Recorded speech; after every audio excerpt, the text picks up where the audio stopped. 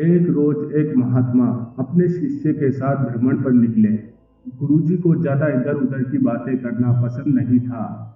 कम बोलना और शांति पूर्वक अपना कर्म करना ही गुरु को प्रिय था। परंतु शिष्य बहुत चंचल था। उसे हमेशा इधर उधर की बातें ही सूझती थी। उसे दूसरों की बातों में बड़ा आनंद आता था। चलते चलते जब वह तालाब से होकर गुजर रहे थे तो उन्होंने देखा कि एक मछुआरा नदी में जाल डाले हुए है। शिष्य यह सब देख खड़ा हो गया और मछुआरे को अहिंसा परमो धर्म का उपदेश देने लगा। लेकिन मछुआरा कहाँ समझने वाला था। पहले उसने टालमटोल कर दी चाहिए और बात जब बहुत बढ़ गई तो शिष्य और मछुआरे के बीच झगड़ा शुरू हो गया। यह झगड़ा देख गुरुजी, जो उससे बहुत आगे बढ़ गए थे, लौटे और शिष्य को अपने साथ चलने को कहा एवं शिष्य को पकड़कर ले चले।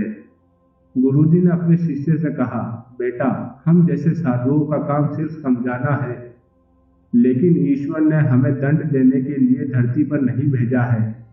शिष्य ने पूछा, गुरुजी, यह मछुआरा जो पाप कर रहा है, इसके लिए इस राज्य का राजा भी इसे दंड नहीं देता है, तो आखिर इसको दंड कौन देगा? शिष्य की इस बात का जवाब देते हुए गुरुजी ने कहा, बेटा, तुम निश्चित रहो, इसे भी दंड देने वाली एक अलौकिक शक्ति इस दुनिया में मौजूद है, जिसकी पहुंच सभी जगह है। ईश्वर की दृष्टि सब तरफ है और वो सब जगह पहुंच जाते हैं। इसलिए अभी तुम चलो। इस झगड़े में पड़ना गलत होगा, इसलिए इस झगड़े से दूर रहो। शिष्य गुरुजी की बात सुनकर संतुष्ट हो गया और उनके साथ चल दिया। इस बात को ठीक 2 वर्ष ही बीते थे कि एक दिन गुरुजी और शिष्य दोनों उसी तालाब से होकर गुजरे। शिष्य भी अब 2 साल पहले की वह मछुआरे वाली घटना भूल चुका था। उन्होंने उसी तालाब के पास देखा कि एक चुटिया सांप बहुत कष्ट में था। उसे हजारों चींटियां नोच नोच कर खा रही थी। शिष्य ने यह दृश्य देखा और उससे रहा नहीं गया। दया से उसका हृदय पिघल गया। वह सर्प को चींटियों से बचाने के लिए जाने ही वाला था कि गुरुजी ने उसका हाथ पकड़ लिया और उसे जाने से मना करते हुए कहा, बेटा, इसे अपने कर्मों का फल भोगने दो। यदि अभी तुमने इसे रोकना चाहा तो इस बेचारे को फिर से दूसरे जन्म में यह दुख भोगने होंगे, क्योंकि कर्म का फल अवश्य ही भोगना पड़ता है। शिष्य ने गुरुजी से पूछा, गुरुजी, इसने कौन सा कर्म किया है जो इस दुर्दशा में यह फंसा है?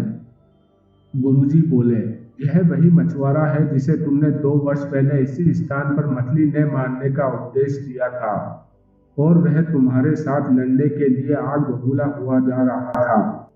वह मछलियां ही चींटी है जो इसे नोच नोच कर खा रही है। यह सुनते ही बड़े ही आश्चर्य से शिष्य ने कहा, गुरुजी, यह तो बड़ा ही विचित्र न्याय है। गुरुजी ने कहा, बेटा, इसी लोक में स्वर्ग नरक के सारे दृश्य मौजूद है। हर क्षण तुम्हें ईश्वर के न्याय के नमूने देखने को मिल सकते हैं। चाहे तुम्हारे कर्म शुभ हो या अशुभ, उसका फल तुम्हें भोगना ही पड़ता है। इसलिए ही वेद में भगवान ने उपदेश देते हुए कहा है, अपने किए कर्म को हमेशा याद रखो।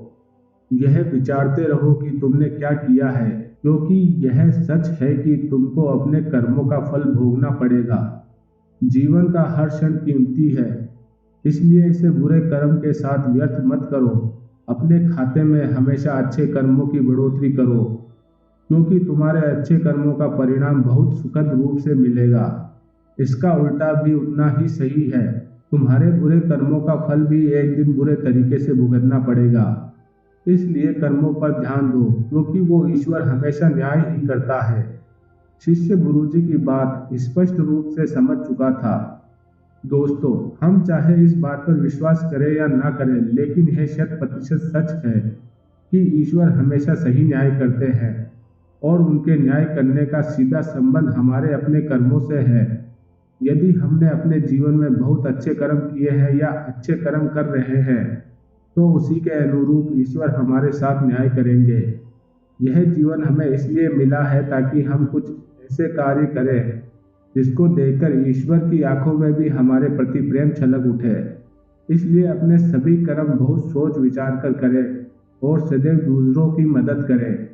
ओम नमः शिवाय। नमः शिवाय। नमः शिवाय।